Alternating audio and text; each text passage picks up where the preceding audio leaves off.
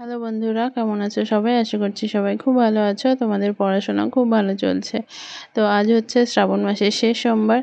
আর শেষ সোমবারে শিবনিবাসে প্রচুর পুণ্যার্থী আসে জল ঢালতে, এবং নবদ্বীপ থেকে তারা জল বয়ে নিয়ে আসে, পায়ে হেঁটে এসে জল ঢালতে আসে মহাদেবের মাথায়। তো আমিও যাই। আমি শ্রাবণ মাসে প্রত্যেকটা সোমবারেই যাই। গেল সোমবারেও গিয়েছিলাম, তো এই সোমবারেও যাব। কিন্তু এই আগের সোমবারগুলোতে ভোরে গিয়েছিলাম, কারণ ভোরে গেলে ওই 8টা-9টার মধ্যে বাড়ি চলে আসতে পারি। কিন্তু আজকে আর ভোরে গিয়ে পাবো না, কারণ আগের দিন মানে রবিবার রাত 12টা থেকে জল ঢালা শুরু হয়ে গেছে। আর ফার্স্টের দিকে যারা নবদ্বীপ থেকে আসেন জল নিয়ে পুণ্যার্থী, তাদেরকেই দেওয়া হয়।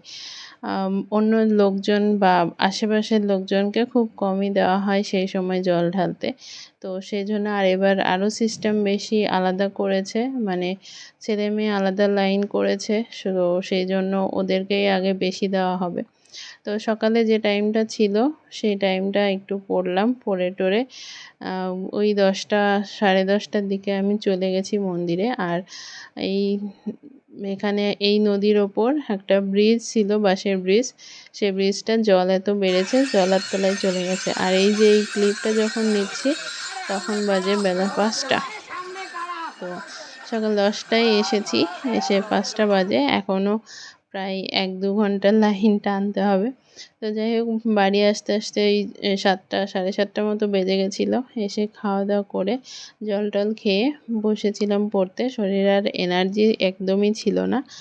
তারপরও ভাবলাম একটু পড়ি, ঘুম তো পেয়েই যাবে। পড়তে পড়তে যদি ঘুম পেয়ে যায় ঘুমিয়ে যাব। তো সেই জন্য বসেছিলাম। এখন আবার কেউ কমেন্ট করবে এসে, তাহলে পুলিশের ডিউটি করবে কীভাবে? তো পুলিশের ডিউটি হচ্ছে রোদে জলে পুড়ে করা যায়, কিন্তু খালি পেটে তো করতে হয় না। কারণ একদম নির্জলা উপোস থেকে সারাদিন রোদে দাঁড়িয়ে থেকে বাড়ি এসে পড়ার এনার্জি সত্যিই থাকে না। তো কেউ আবার এই কমেন্ট করতে এসো না প্লিজ।